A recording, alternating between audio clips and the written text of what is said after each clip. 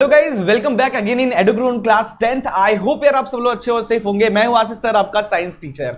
तो यार life process chapter हम स्टार्ट करने जा रहे हैं आज की क्लास में। जनरली हम लाइफ प्रोसेस करने जा रहे हैं, ठीक है। तो लाइफ प्रोसेस के क्विक रिवीजन करेंगे, सारे टॉपिक्स को समझेंगे बहुत ही शॉर्ट में। मेन हमारा जो मोटिव है ना, ओके जस्ट सर मैसेज आ रहा है, जस्ट वेट, मैं पढ़ रहा हूँ, आप लोग का कमेंट भी पढ़ रहा हूँ, थोड़ा सा वेट करो। काफी बेहतरीन कंटेंट मैं लेके आने वाला हूँ, है ना। आने वाले 4 दिन का मेरा प्लान क्या रहने वाला है, क्या क्या कंटेंट मैं आपको प्रोवाइड करने वाला हूँ साइंस में, ये मैं आपको बताने वाला हूँ, इसलिए अच्छे से सुन लीजिएगा, ठीक है। तो बहुत अच्छे कंटेंट लेकर आ रहा हूँ जो कि काफी ज्यादा आपके एग्जाम में हेल्पफुल होगा, ठीक है। दिव्यांश कह रहा है सर फिजिक्स का न्यूमेरिकल में प्रॉब्लम है। बेटा मैं आपको गारंटी तो नहीं दे रहा हूं, ठीक है, गारंटी तो नहीं दे रहा हूं। देखो मैं कुछ सैंपल पेपर आपके लिए बना रहा था, सैंपल पेपर का कंटेंट बना रहा था और काफी समय से मैं देख भी रहा हूं। तो सीबीएसई का बेटा जो न्यू पैटर्न आ गया है ना, अगर आप सैंपल पेपर उठाकर देखोगे और कुछ मॉडल पेपर, टेस्ट पेपर और भी जो सीबीएसई के पैटर्न थोड़ा सा आप देखोगे ना, तो यहां पे देखने को ये मिल रहा है बेटा कि जो न्यूमेरिकल्स है ना, न्यूमेरिकल का जो लेवल है ना वो बहुत डाउन हो गया है और न्यूमेरिकल बहुत कम आ रहा है थ्योरी। बट ये थ्योरी ऐसा नहीं कि भाई ये क्या होता है वो क्या होता है, नहीं, कॉम्प्लिकेटेड थ्योरीज पूछे जा रहे हैं, ठीक है। तो न्यूमेरिकल पे देखो अब 4 दिन बचा हुआ है, ठीक है। और कोई भी वीडियोस उठा के देख लो, कोई भी न्यूमेरिकल आप ज्यादा इतना टफेस्ट न्यूमेरिकल नहीं है। पहले इलेक्ट्रिसिटी चैप्टर से कितने न्यूमेरिकल्स आते थे, कितने क्वेश्चंस आते थे, अब सब बंद होने लगा है धीरे धीरे। अब कॉम्पिटेंसी बेस्ड क्वेश्चन पे लोग ज्यादा फोकस कर रहे हैं न्यूमेरिकल से हटके। तो आप कुछ पुराने सैंपल पेपर्स को देखो, कुछ प्रैक्टिस पेपर्स को देखोगे तो देखोगे कि न्यूमेरिकल की जो लेवल है ना बहुत डाउन है। बहुत ईजी सिंपल न्यूमेरिकल्स है, इजिली कोई भी बच्चा कर सकता है, ऐसे न्यूमेरिकल्स हैं। तो मेन फोकस जो किया जा रहा है ना वो कॉम्पिटेंसी बेस्ड क्वेश्चंस पे ज्यादा, और साइंस में भी यही होने वाला है। मैं इस चीज का आपको बता रहा हूं, देख लेना आप। गारंटी तो कोई नहीं ले सकता, बट मुझे एक गट फीलिंग आ रही है कि जैसे पैटर्न अभी सीबीएसई का फॉलो हो रहा है ना, वही पैटर्न में साइंस का पेपर भी आने वाला है, ठीक है। तो बिल्कुल सब लोग आ जाइए जल्दी जल्दी। अभिषेक पाल, जय श्री राम बेटा, जय श्री राम, सब लोग आ जाओ। राहत मिला, थैंक्स सर। बिल्कुल ये मैं काफी बताना चाह रहा था आप लोग को, है ना।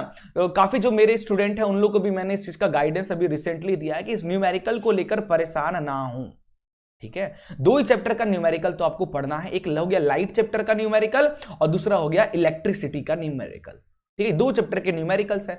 अब इलेक्ट्रिसिटी से ना बहुत कॉम्प्लिकेटेड न्यूमेरिकल्स पूछा जाता था, बट अभी इसका लेवल बहुत डाउन हो गया है। तो बस बेसिक न्यूमेरिकल्स लगा लीजिए। जो फॉर्मूला है ना वो फॉर्मूला बेसिस पे डायरेक्ट वाले जो न्यूमेरिकल्स होते हैं ना उनकी एनसीईआरटी बुक से प्रैक्टिस कर लीजिए, इतना इनफ है। ज्यादा परेशान होने की जरूरत नहीं है साइंस के पेपर में, क्लियर है। इस चीज का बिल्कुल ध्यान रखिएगा। अल्ट्रा गुड इवनिंग सर, बिल्कुल जल्दी जल्दी आ जाओ भाई लोग। लाइफ प्रोसेस स्टार्ट करने जा रहे हैं। फिजिक्स का मैंने टॉपिक वाइज में सारे क्वेश्चंस वगैरह करा दिया हूं, केमिस्ट्री करा दिया हूं, और आज हम लोग बायो स्टार्ट करने जा रहे हैं। देखो टाइम कम है, 4 दिन का टाइम है और 4 दिन में हमारा बायो का 5 चैप्टर बचा हुआ है। इसके अलावा अभी एक वीडियो भी मेरा शेड्यूल है जो कि आप बहुत इंपॉर्टेंट वीडियो आने वाला है, ठीक है। आपको बताता हूं आने वाले 4 दिन का हमारा प्लानिंग क्या है। बट उससे पहले तो देखो यार, इस चैप्टर में हम लोग क्विक रिवीजन करेंगे, मल्टीपल चॉइस क्वेश्चंस लगाएंगे और प्रीवियस ईयर कुछ क्वेश्चंस भी हम लोग लगाएंगे, ठीक है। तो जनरली जो चैप्टर है लाइफ प्रोसेस बेटा, इसको मैंने टोटल 4-5 पार्ट में डिस्ट्रीब्यूट किया है। इसमें पहला हम लोग न्यूट्रिशन इन प्लांट को पढ़ेंगे, दूसरा हम न्यूट्रिशन इन एनिमल पढ़ेंगे, रेस्पिरेशन, ट्रांसपोर्टेशन और एक्सक्रेशन। तो इस चैप्टर को टोटल मैंने 5 पार्ट में तोड़ा है, ठीक है। इस पार्ट को पहले समझते हैं, इसके एमसीक्यूज लगा लेते हैं, इसके पीवाईक्यूज लगा लेते हैं, फिर इस टॉपिक को देन जैसा हमारी ये सीरीज चलती आ रही है, चैप्टर को टॉपिक्स में तोड़ो और उसके हर टॉपिक को घोल के पी जाओ, यानी प्रैक्टिस कर लो, ठीक है। चलिए जल्दी जल्दी आ जाइए, है ना। तो स्टार्ट करते हैं। तो देखो ये सब लिविंग इंट्रोडक्शन वगैरह फलाना ठिकाना आप लोगों को पता है कि न्यूट्रिशन क्यों जरूरी है हमारी बॉडी के लिए, क्योंकि हमारी बॉडी का जो लाइफ प्रोसेस है ना, चैप्टर का नाम ही है लाइफ प्रोसेस। अगर लाइफ को आगे बढ़ाना है तो न्यूट्रिशन लेना जरूरी है, ठीक है। न्यूट्रिशन हमारे ग्रोथ में, एक्सक्रीशन में, रेस्पिरेशन में, सर्कुलेशन हर जगह काम आता है। All the process like respiration, digestion, है ना, टुगेदर एक साथ वर्क करते हैं, तब जाकर एक हमारी लाइफ जो है आगे बढ़ती है। अगर मेरा किडनी काम कर रहा है और हार्ट काम करना बंद हो जाए तो फिर बॉडी लाइफ प्रोसेस हमारी होगी क्या? नहीं होगी। तो हमारे बॉडी के सारे जो इंटरनल ऑर्गन्स है ना, एक साथ मिलकर कोऑर्डिनेट करके आगे बढ़ेंगे, और इन सब चीज के लिए हमको क्या चाहिए? न्यूट्रिशन चाहिए होता है। यही है न्यूट्रिशन की कहानी, ठीक है। चलिए नेक्स्ट चलते बेटा कि न्यूट्रिशन है क्या, प्रोसेस। न्यूट्रिशन क्या होता है जरा समझते हैं पहले। ये एक तरीके का प्रोसेस है जिसमें organism take food and utilize it, it is called nutrition. It utilize it for किसके लिए? फॉर एनर्जी के लिए, एनर्जी के लिए। तो न्यूट्रिशन एक प्रोसेस है जिसमें ऑर्गेनिज्म यानी हम जैसे लोग या जानवर है ना, फूड को खाते हैं और उस फूड को यूटिलाइज करती है हमारी बॉडी एनर्जी बनाने में। इसी को न्यूट्रिशन कहते हैं। जरूरत क्यों है भाई? तो लाइफ प्रोसेस करने के लिए भाई, हमको ग्रोथ के लिए है ना, चलने बुलने के लिए, दिमाग दौड़ाने के लिए, वीडियो बनाने के लिए, पढ़ने के लिए, इसलिए न्यूट्रिशन जरूरी है। न्यूट्रिएंट्स क्या होते हैं? तो देखो दो टाइप के न्यूट्रिएंट्स होते हैं। एक होता है एक को बोला जाता है मैक्रो न्यूट्रिएंट्स। याद रखना, मैक्रो न्यूट्रिएंट्स जो हमारी बॉडी में ज्यादा अमाउंट में चाहिए होता है। मैक्रो यानी ज्यादा अमाउंट में, क्या क्या? कार्बोहाइड्रेट, प्रोटीन और फैट। ये हमारी बॉडी को ज्यादा अमाउंट में चाहिए होता है, इसलिए इसको मैक्रो न्यूट्रिएंट्स कहते हैं। वहीं पे हम बात करते हैं मिनरल्स हो गया, विटामिन हो गया, ये हमारी बॉडी को बहुत ही कम अमाउंट में चाहिए, इसलिए इसको हम लोग माइक्रो न्यूट्रिएंट्स कहते हैं। क्लियर है? आगे बढ़ते हैं, टाइम वेस्ट नहीं करूंगा, ठीक है। तो मोड्स ऑफ न्यूट्रिशन, एक होता है ऑटोट्रॉपिक और एक होता है हेटरोट्रॉपिक। ऑटोट्रॉपिक में कैसा होता है? ग्रीन प्लांट, जितने भी ग्रीन प्लांट या ब्लू ग्रीन एल्गे आ गए ना, ये सब कैसे होते हैं? ऑटोट्रॉपिक। ऐसे प्लांट या ऐसे ऑर्गेनिज्म जो अपना खाना खुद बनाए उसको ऑटोट्रॉपिक कहते हैं। और ऐसे ऑर्गेनिज्म जो दूसरों पे निर्भर होता है खाने के लिए, जैसे हम इंसान है ना, दूसरों पे निर्भर होते हैं खाने के लिए, तो ये हम लोग आएंगे किसमें? हेटरोट्रॉपिक्स में। जितने भी प्लांट्स हैं, जितने भी ब्लू ग्रीन एल्गे हैं ना, सब ऑटोट्रॉपिक्स में आएंगे, और इसके अलावा जितने भी बच गए ना, सब के सब हेटरोट्रॉप में आएंगे। हेटरोट्रॉप में हम देखेंगे सैप्रोफाइटिक, पैरासाइटिक और होलोजोइक, 1 by 1 करके, ठीक है। चलिए बिल्कुल जल्दी जल्दी आ जाइए, थ्योरी थोड़ी स्पीड से मैं भगाऊंगा एकदम तेजी से, है ना, क्लियर होता जा रहा है, जल्दी जल्दी एक्सप्लेन करता चलूंगा। तो ऑटोट्रॉपिक न्यूट्रिशन क्या होता है? यहां से एक बहुत इंपॉर्टेंट क्वेश्चन पूछा जाता है, फोटोसिंथेसिस के लिए क्या क्या चीजें रिक्वायरमेंट होती है। तो ये टॉपिक से रिलेटेड एक बहुत इंपॉर्टेंट क्वेश्चन बनता है जो आप लोगों को समझ के रखना है।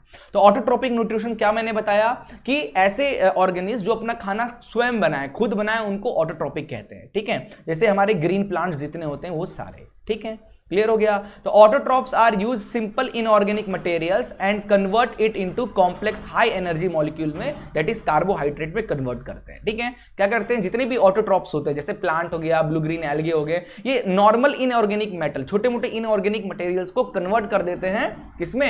एनर्जी में, कार्बोहाइड्रेट में। और ये किस प्रोसेस की हेल्प से करते हैं? ये करते हैं फोटोसिंथेसिस प्रोसेस की हेल्प से, ठीक है। अब फोटोसिंथेसिस का फॉर्मूला क्या होता है बेटा? ध्यान रखना, बहुत इंपॉर्टेंट है। 6 CO2, कार्बन डाइऑक्साइड और वाटर।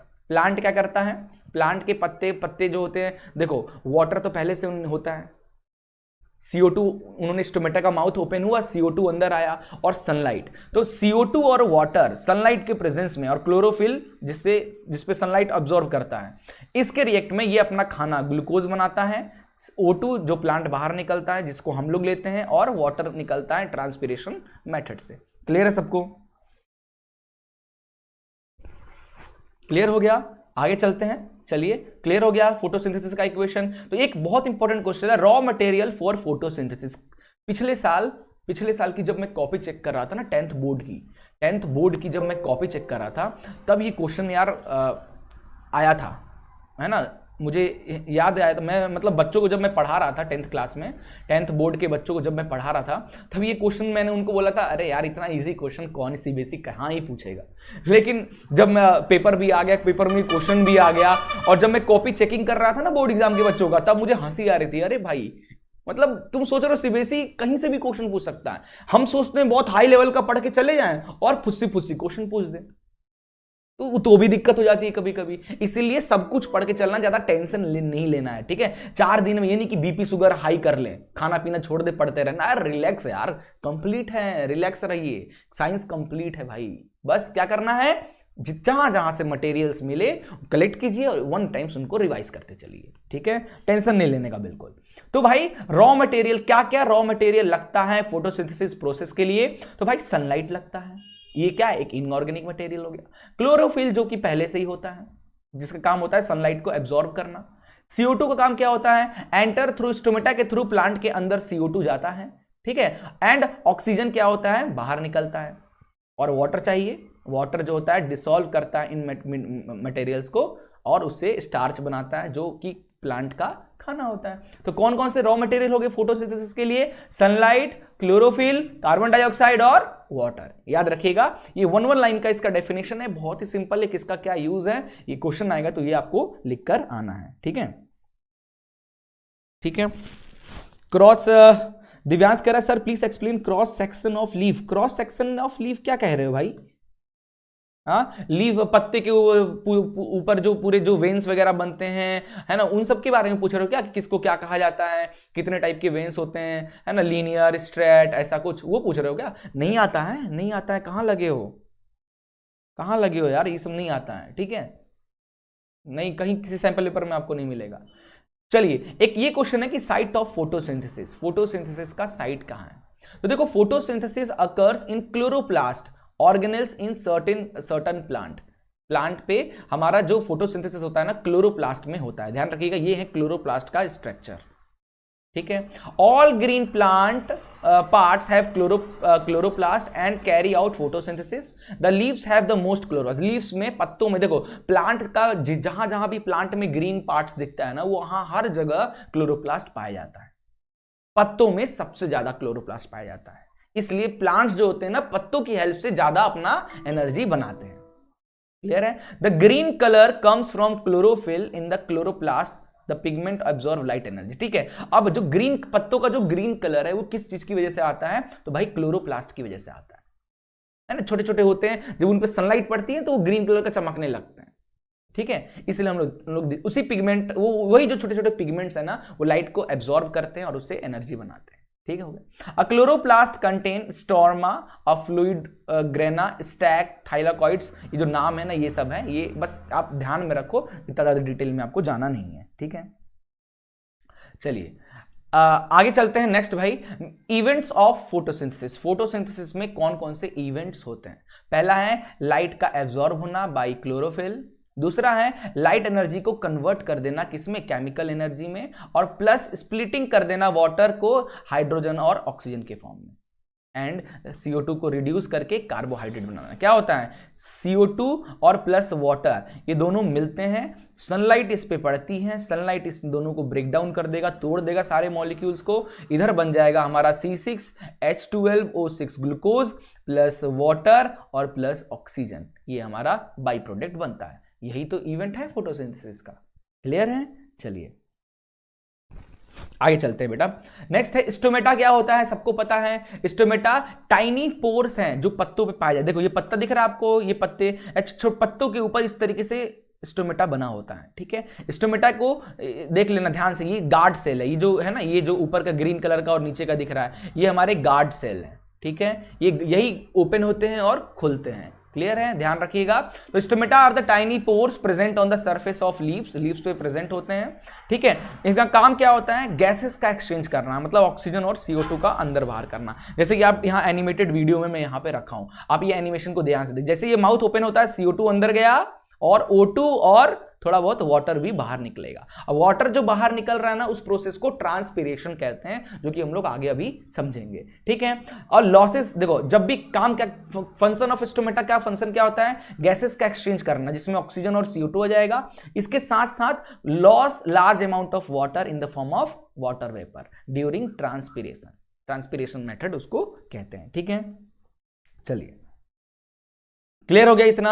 आगे चलते हैं बेटा। नेक्स्ट है, अब देखो ऑटोट्रॉपिक न्यूट्रिशन हो गया, प्लांट के बारे में हमने समझ लिया कैसे होता है, कैसे खाना बनाता है, क्या क्या। अब जरा हेटरोट्रॉपिक न्यूट्रिएंट्स देख लेते हैं। हेटरोट्रॉपिक्स ऐसे न्यूट्रिएंट, मतलब ऐसे ऑर्गेनिज्म जो दूसरे पर डिपेंड होते हैं खाने के लिए, उसको हम लोग हेटरोट्रॉपिक्स कहते हैं, ठीक है। जैसे हमारे एनिमल और फंगस वगैरह हो जाएंगे।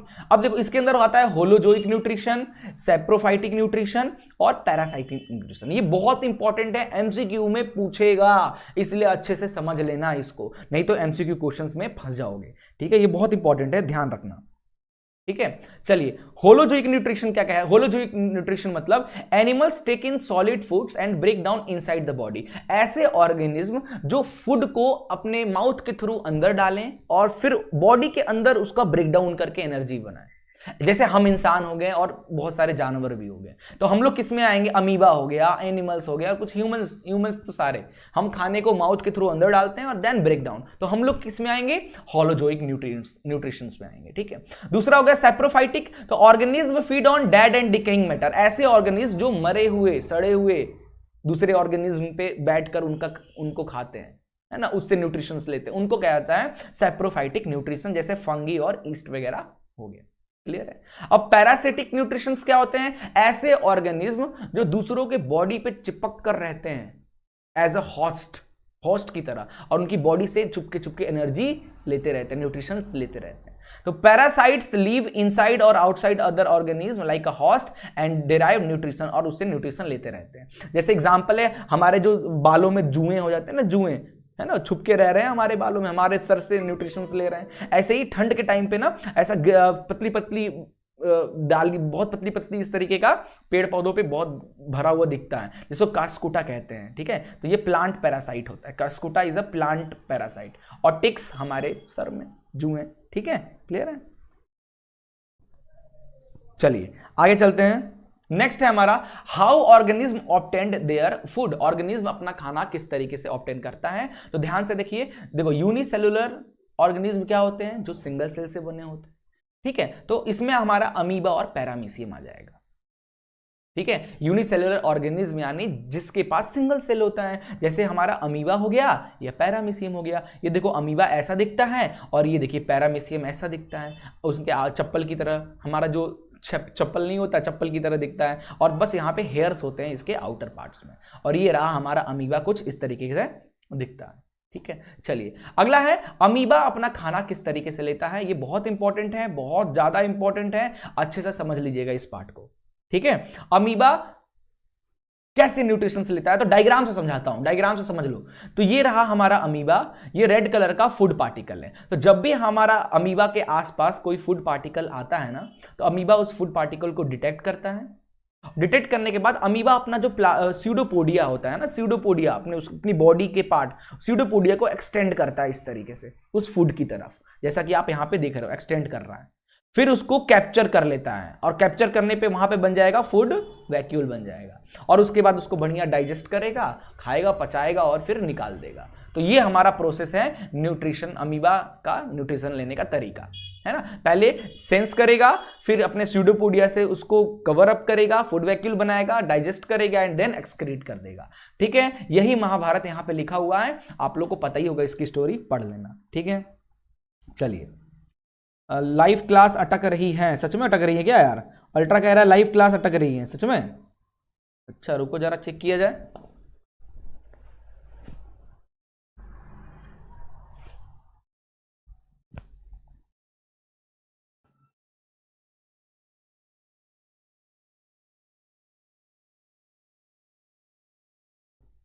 चलिए चलिए चलिए, सही चल रहा है यार, सही चल रहा है। थोड़ा बहुत तो लटकेगा, कुछ नहीं कर सकते, थोड़ा बहुत तो प्रॉब्लम रहेगा, है ना। चलिए बिल्कुल। नेक्स्ट है बेटा होलोजोइक न्यूट्रिशंस के स्टेप्स क्या क्या होते हैं। सबसे पहले इंजेक्शन। इंजेक्शन में क्या होता है, जैसे अमीबा का आप है ना, स्यूडोपोडिया को एक्सटेंड किया, कैप्चर किया, फूड को इंजेक्ट किया, फिर उसको डाइजेस्ट करेगा, फिर उसके सारे मटेरियल को एब्जॉर्ब करेगा और एसिमिलेट, एब्जॉर्ब किया हुआ मटेरियल को पूरे बॉडी में एसिमिलेट करेगा और लास्ट में इजेक्ट कर देगा। जैसे अमीबा स्यूडोपोडिया से एक्सटेंड करता है, फूड को कैप्चर करता है, फूड वैक्यूल बनाता है, उसको digestion of food in the food vacuole, food vacuole में डाइजेशन होता है। डाइजेशन के बाद जो भी काम की चीज है वो बॉडी में एसिमिलेट हो जाती है, अनडाइजेस्टेड फूड है वो बॉडी से बाहर थ्रोन आउट कर देते हैं। इस प्रोसेस को हम लोग इजेक्शन कहते हैं। तो इंजेक्शन मतलब फूड को इंटेक करना, डाइजेशन उसको पचाना, एब्जॉर्ब करना मतलब उसके सारे इंपॉर्टेंट चीजों न्यूट्रिएंट्स को एब्जॉर्ब कर लेना, एसिमिलेट बॉडी के सारे पार्ट्स को ब्लड के थ्रू या जो भी है उसके थ्रू भेजना, और इजेक्ट मतलब जो भी वेस्ट मटेरियल है उसको इजेक्ट कर देना। ठीक है, अब अमीबा का यही फंक्शन है। देख लो, आपको एक एनिमेशन वीडियो में दिखा रहा हूं, ये देखो, ये दिख रहा है, ये देखो, ये अमीबा को, ये देखो फूड डिटेक्ट हुआ और अमीबा का ये जो स्यूडोपोडिया है उसकी तरफ एक्सटेंड होने लगा।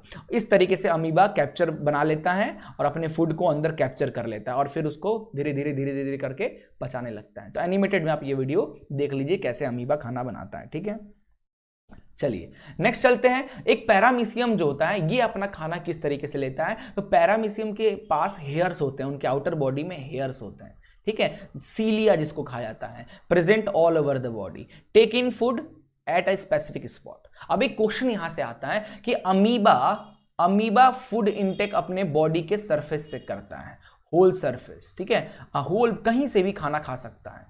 अब उस इतनी बड़ी बॉडी है, जिधर चाहे उधर से वो खाने को इंटेक कर सकता है। लेकिन जो पैरामीशियम होता है ना बेटा, ये सिर्फ और सिर्फ एक पर्टिकुलर स्पॉट बना है, देखो पैरामीशियम में एक स्पॉट बना है, इसी स्पॉट के थ्रू ही वो खाना खा सकता है, ठीक है। तो यही दोनों अंतर होता है, अमीबा में पूरी बॉडी से खाने को इंटेक कर सकता है और इजेक्ट कर सकता है, बट अमीबा सिर्फ एक पर्टिकुलर स्पॉट से ही, जैसे हम इंसान सिर्फ माउथ से ही खा सकते हैं, और कहीं तो जगह नहीं है ना, यही तो है, इसी से तो खाएंगे, वैसे ही पैरामीशियम का भी है, ठीक है। चलिए नेक्स्ट है बेटा न्यूट्रिशंस में कि क्वेश्चंस चालू होने वाले हैं शायद, ओके चलिए ठीक है। तो अब इंसानों में भी यही चीज होता है, न्यूट्रिशन, अगर इंसान जो न्यूट्रिशन लेता है उनका भी सेम है, पहले खाने को इंटेक करो, इंजेक्ट करो, फिर डाइजेस्ट करना, ब्रेक डाउन करना कॉम्प्लेक्स फूड का, फिर एब्जॉर्व करना है, फिर उसको एसिमिलेट करना पूरी बॉडी में with the help of blood, और लास्ट में जो भी बचा खोचा हो उसको भैया इजेक्ट कर देना। क्लियर है, हम इंसानों में भी यही चीज होता है। अब चलिए, तो न्यूट्रिशन वाला टॉपिक हमारा खत्म होता है, इससे रिलेटेड जरा क्वेश्चंस लगाते हैं। ये लीजिए क्वेश्चन नंबर 1, बताइए इसका आंसर क्या हो जाएगा, जल्दी जल्दी कमेंट कीजिए, क्योंकि टाइम बिल्कुल नहीं है, बहुत सारे क्वेश्चंस करने अपने को, ठीक है। Which of the following are energy food, इनमें से कौन सा है जो एनर्जी फूड है, जल्दी बताइए।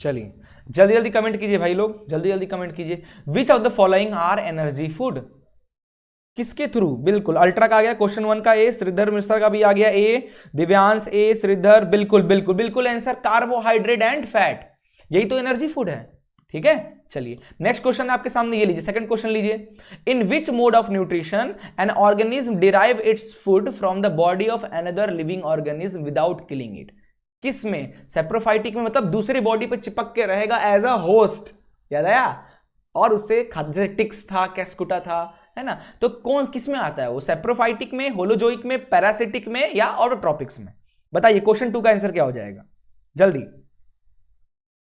जल्दी जल्दी कमेंट कीजिए, क्या हो जाएगा क्वेश्चन 2 का आंसर,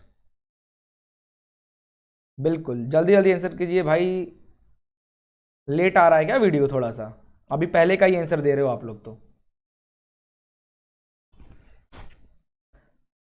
क्वेश्चन 2 का बी, अल्ट्रा का आंसर आ गया सबसे पहले, क्वेश्चन 2 का बी, प्रिंस ए कह रहा है, श्रीधर बी ए कह रहा है। क्या कर रहे हो यार, क्या कर रहे हो तुम लोग, क्या कर रहे हो, पैरासाइटिक न्यूट्रिशन होगा ना बेटा, अभी तो समझाया मैंने, अभी तो समझाया मैंने,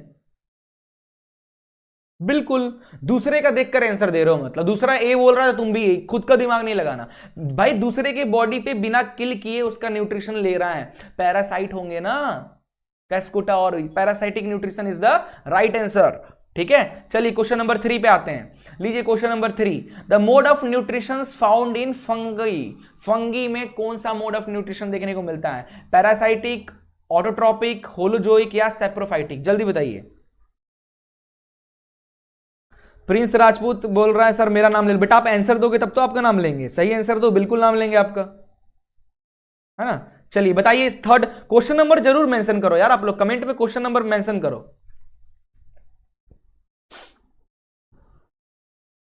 क्वेश्चन नंबर मेंशन करोगे तब तो भाई मैं समझूंगा किस क्वेश्चन का आंसर दे रहे हो, वैसे ही मैसेज थोड़ा सा डिले आ रहा है, ठीक है, मैसेज वैसे ही थोड़ा सा डिले आ रहा है।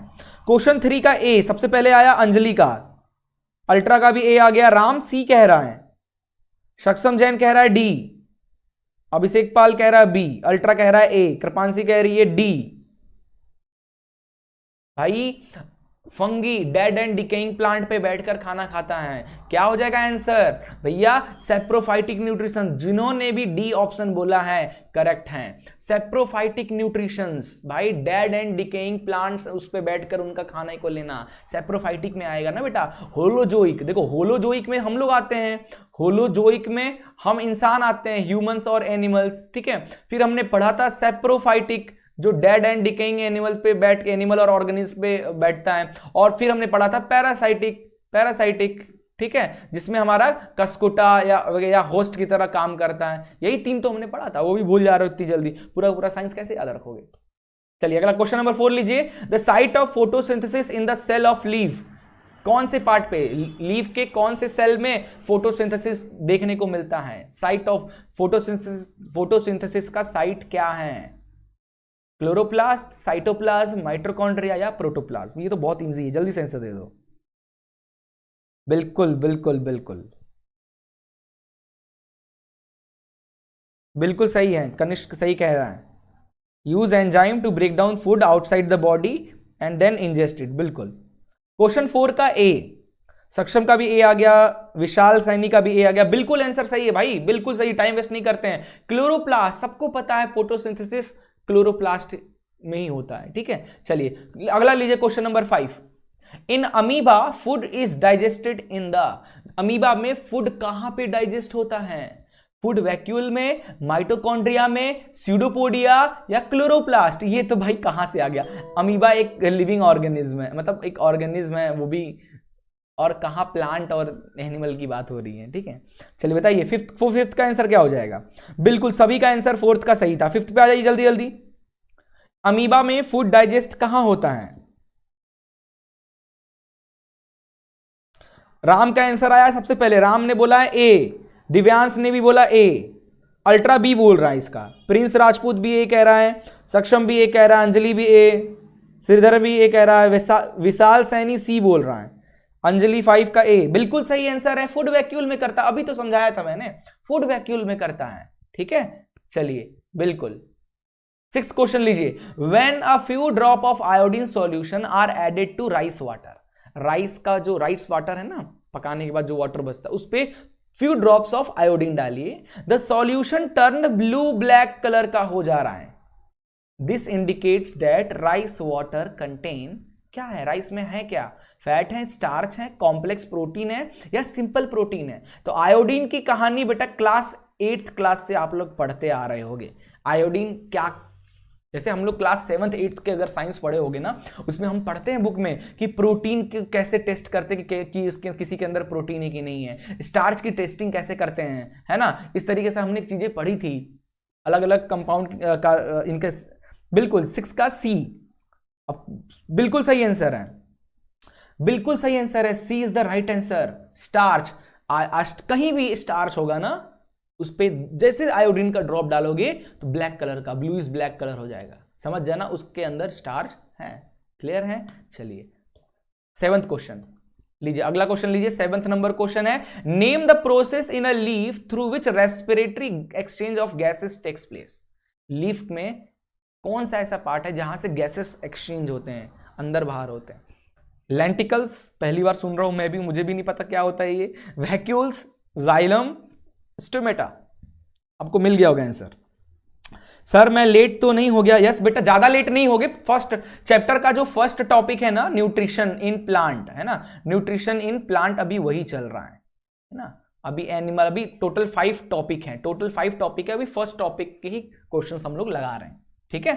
चलिए क्या आंसर कर रहे हो 7th का, D D D D D D D D D, बिल्कुल सब सही हो। Stomata is the right answer, सब लोग सही हो भैया। चलिए लीजिए क्वेश्चन नंबर 8, जल्दी जल्दी। क्वेश्चन नंबर 8 बताइए, which plant tissue transport water minerals from the root to leaf. आहा, रूट से लीफ तक कौन सा है भाई। 2 टिश्यूज होते हैं प्लांट के अंदर, जाइलम और फ्लोएम। तो भैया वाटर ट्रांसपोर्ट कौन करता है, वाटर और थोड़ा बहुत पानी के अंदर, जो भी जमीन के अंदर थोड़ा बहुत मिनरल्स हैं उनका जनरली वाटर ट्रांसपोर्ट कौन करता है, xylem, phloem, parenchyma, collenchyma. Class 9th tissue याद आया। 8th का बताइए, 8th का ए, अल्ट्रा का आ गया ए, राम का भी आ गया, श्रीधर, ओ भाई इतना जल्दी जल्दी मैसेज कर रहे हो तुम लोग। कृपांशी का भी आ गया, गौरव सिंह का भी आ गया, बिल्कुल सही answer, xylem is the right answer, ठीक है। चलिए आगे चलते हैं। क्वेश्चन ये लीजिए, question number 9। The process in which loss of water takes place in the form of water vapour through stomata is called. Stomata से जो वाटर वेपर निकलते हैं ना, जो वाटर का लॉस होता है प्लांट से, थ्रू स्टोमेटा, उस प्रोसेस को क्या कहा जाता है? ट्रांसपोर्टेशन, ट्रांसपीरेशन, ट्रांसलोकेशन या ग्यूटेशन। पता नहीं ये क्या होता है, इसके बारे में तो आइडिया नहीं है मुझे। फ्लोएम क्या करता है बेटा? फ्लोएम फूड ट्रांसपोर्ट करता है। पत्तों में जो फूड बनता है ना आफ्टर फोटोसिंथेसिस प्लांट में, वो फूड को बाकी पूरे बॉडी में ट्रांसपोर्ट करने का काम करता है फ्लोएम, ठीक है। जाइलम होता है वाटर ट्रांसपोर्ट करना, ठीक है। अभी हम लोग आएगा, इसमें कहीं आएगा, जाइलम और फ्लोएम की डिस्कशन करेंगे अभी हम लोग, पता नहीं इस टॉपिक में क्यों नहीं आया अभी। बिल्कुल आंसर सब लोग बी कह रहे हो, सब लोग का आंसर बी आ रहा है ना। ट्रांसपीरेशन, ट्रांसपीरेशन बिल्कुल सही, transpiration is the right answer भाई। प्लांट के जो पत्तों से जो एयर निकल, जो वाटर निकलना, loss of water from the plant through stomata, this process is known as transpiration, ठीक है। चलिए ये एक और क्वेश्चन लीजिए, क्वेश्चन नंबर 10। देखो ये थोड़ा सा हटके क्वेश्चन है, ये सीबीएसई सैंपल पेपर 2023, मतलब अभी इस पिछले साल का जो सैंपल पेपर था कि इस साल का सैंपल पेपर है, मुझे ध्यान नहीं आ रहा है, उस सैंपल पेपर में ये क्वेश्चन दिया हुआ है, ठीक है। तो जो प्लांट का जो पत्ता है ना, लीफ को जब जूम करके देखोगे ना, तो उसके लेयर्स दिखेंगे इस तरीके से, ठीक है। ऊपर वाले लेयर को वैक्स क्यूटिकल कहते हैं, फिर पहले वाले लेयर को वैक्स क्यूटिकल, सेकंड जो लेयर है उसको कहते हैं पैलिसेड मीसोफाइल। अब बायो है, बड़ा खतरनाक शब्द है भाई, स्पॉन्जी मीसोफाइल, एंड नीचे वाले को फिर कहते हैं वैक्स क्यूटिकल, ठीक है। तो इसमें फोटोसिंथेसिस कहां होता है, यही पूछ रहा ना, मैक्सिमम फोटोसिंथेसिस कहां होता है। बहुत इंपॉर्टेंट क्वेश्चन है, थोड़ा हटके क्वेश्चन है, थोड़ा सा लेवल अप का क्वेश्चन है। थ्योरी में हमने ये चीज थोड़ा उतना पढ़ा नहीं था, बट फिर भी ये क्वेश्चन पूछ दिया जाता है, ठीक है। तो आपके जो स्पेशल बायो के जो टीचर्स होते हैं, अब अपन लोग बायो के टीचर तो नहीं है, बट जो स्पेशल बायो के टीचर होते हैं, है ना, जब वो ये चैप्टर पढ़ाएंगे ना आपको, स्पेशली बायो के टीचर, अब हम लोग क्या, हम लोग ऑलराउंडर हैं, ठीक है। हम मेरा मेन फिजिक्स है, बट साइंस 10th लेवल तक का साइंस अपन ऑल सब्जेक्ट पढ़ाते हैं, लेकिन 11th 12th के जो बायो के टीचर होते हैं ना खतरनाक, वो इन सब के बारे में ज्यादा अच्छे से आपको बता देंगे, ठीक है। तो सब लोग आंसर कह रहे हैं।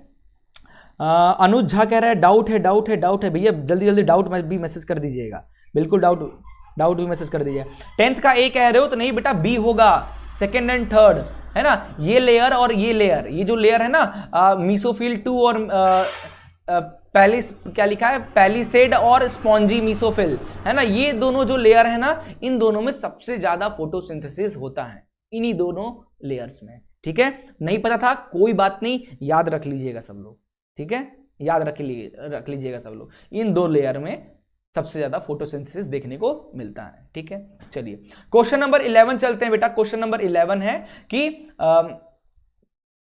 The image shown how amoeba obtain, ये बताइए, अभी हमने डिस्कस किया था किस तरीके से अमीबा अपना खाना खाता है।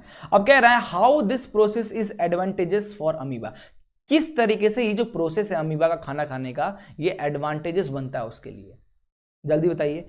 Capturing of food takes less time, food को कैप्चर करने के लिए टाइम कम लगता है इसलिए।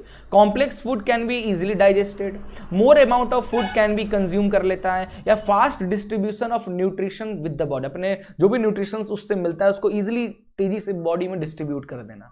क्या होगा, किसकी ज्यादा प्रेफरेंस दिया जाए, बताइए भाई, जल्दी कमेंट करके बताइए क्या हो जाएगा इसका आंसर।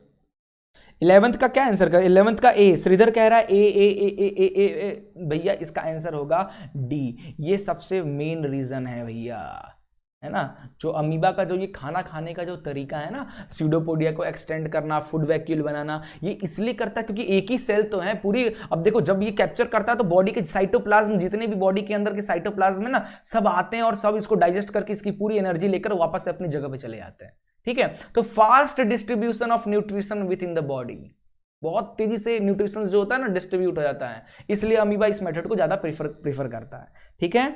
आप लोग ध्यान रखिएगा, यही वाला आंसर डी होगा इसका आंसर, ठीक है। सब लोग याद रखिएगा, टर्म एग्जाम जब हुआ था ना, सीबीएसई टर्म एग्जाम 2019-20 में, तब ये क्वेश्चन पूछा गया था, ठीक है, ध्यान रखिएगा। चलिए आगे चलते हैं, एक और क्वेश्चन है, क्वेश्चन नंबर 12 कह रहा है opening and closing of stomata is due to, stomata जो ओपन होता है और क्लोज होता है किसकी वजह से? High pressure of gases inside the cell, cell के अंदर प्रेशर बहुत ज्यादा बढ़ जाता है इसलिए वो खुल जाता है और प्रेशर रिलीज हो जाता है, ऐसा कुछ होता है क्या?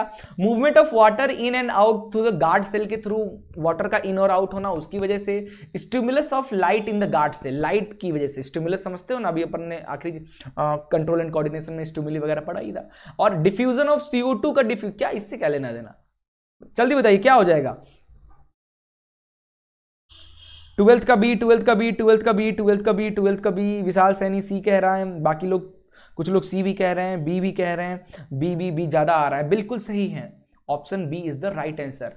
Movement of water in and out, है ना, वाटर, क्योंकि आपको पता है ना प्लांट क्या, जब सनलाइट पड़ती है तो भाई अंदर एयर प्रेशर बनता है, एयर प्रेशर सॉरी वाटर पानी जब पड़े, धूप पड़ेगा प्लांट्स पे तो वाटर क्या होंगे, इवापोरेट होंगे। अब इवापोरेट होंगे तो प्रेशर बढ़ेगा। स्टोमेटा नहीं खुला तो हो सकता है पत्ते फटने लग जाएं।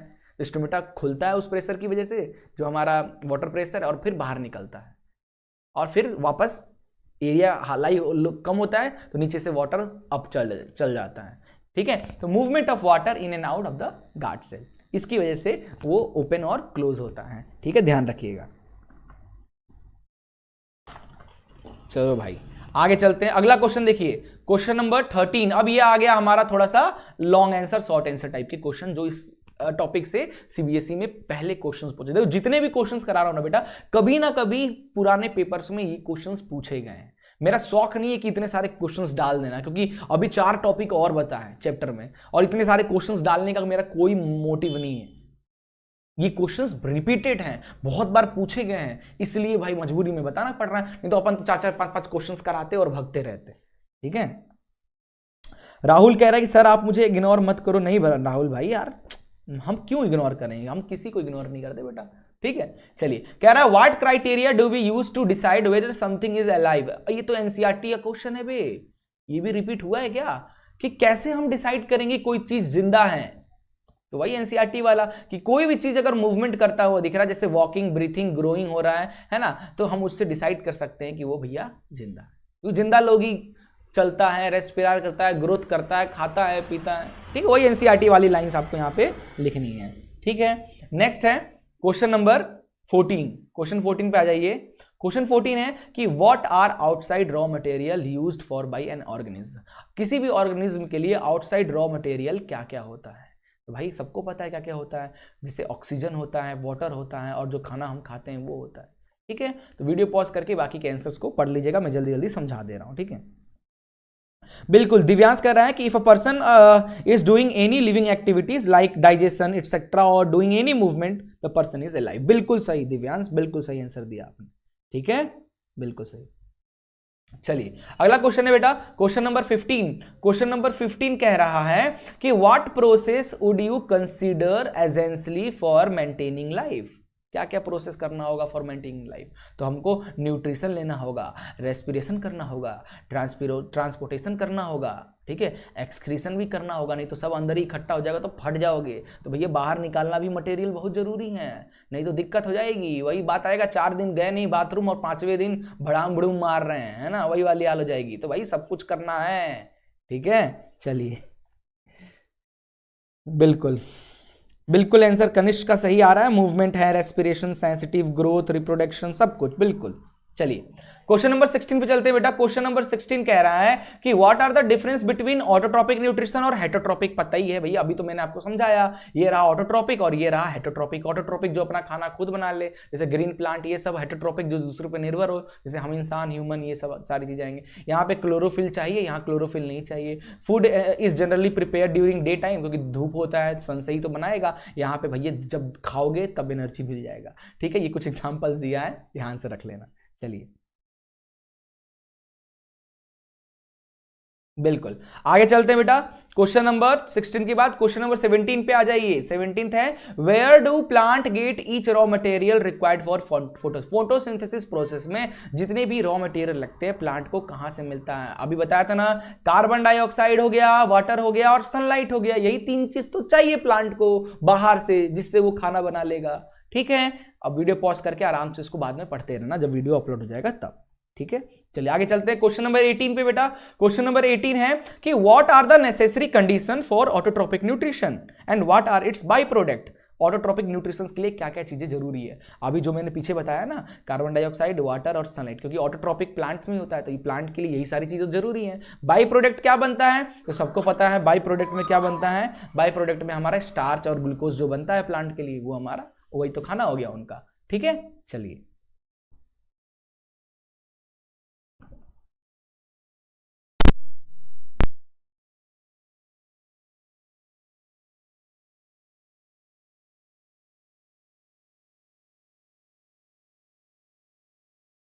बिल्कुल सही आंसर है। चलिए आगे चलते हैं क्वेश्चन नंबर 19 बेटा। क्वेश्चन नंबर 19 कह रहा है कि what are the difference between aerobic और एनएरोबिक रेस्पिरेशन। भैया थोड़ा सा हट के क्वेश्चन आया, name some organism that use the aerobic and anaerobic mode of respiration. तो एरोबिक रेस्पिरेशन जिसमें ऑक्सीजन के प्रेजेंस में जब हम रेस्पिरेशन करते हैं ना, ऑक्सीजन लेते हैं, तो हमारे एरोबिक में आएगा। बिना ऑक्सीजन के करेंगे, एब्सेंस ऑफ ऑक्सीजन में, तो एनएरोबिक आ जाएगा।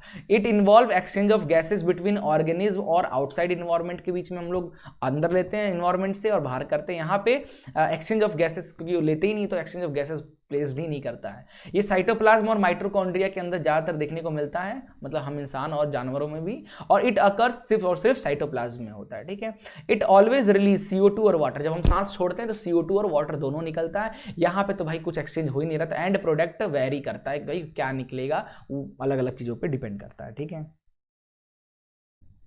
चलिए आगे चलते हैं बेटा। क्वेश्चन नंबर 19 के बाद क्वेश्चन नंबर 20 पे आ जाओ। ये बहुत क्वेश्चंस हैं इस टॉपिक से, क्योंकि बनते हैं, आए हैं, क्या कर सकते हैं। What are the difference between transport of material in xylem and phloem. सबको पता है जाइलम और फ्लोएम क्या होता है भाई। जाइलम जिसमें वाटर ट्रांसपोर्ट होता है और फ्लोएम जिसमें फूड ट्रांसपोर्ट होता है। दोनों में डिफरेंस क्या है, तो देखो xylem water is transported upward from root to other plant, यहाँ पे food is transport in both upward. तो ध्यान रखिए जाइलम में यूनि डायरेक्शन, एक ही डायरेक्शन में बॉटम टू अप की तरफ ट्रेवल करता है, लेकिन जो फ्लोएम, जब खाना पत्तों में जब फूड बनता है ना, फ्लोएम जो ट्रांसपोर्टिंग करता है फूड का, वो यूनि डायरेक्शनल होता है, हर डायरेक्शन में बाई डायरेक्शनल होता है। ठीक है, अब देखो जाइलम में जो वाटर ट्रांसपोर्ट हो रहा है ना, उसमें कोई एनर्जी नहीं चाहिए होता है, बट फ्लोएम में जो फूड ट्रांसपोर्ट करने के लिए एनर्जी चाहिए होता है इन the form of ATP, adenosine triphosphate. ATP का फुल फॉर्म है, पता ही होगा ATP क्या होता है, 9th क्लास में पढ़े ही होंगे।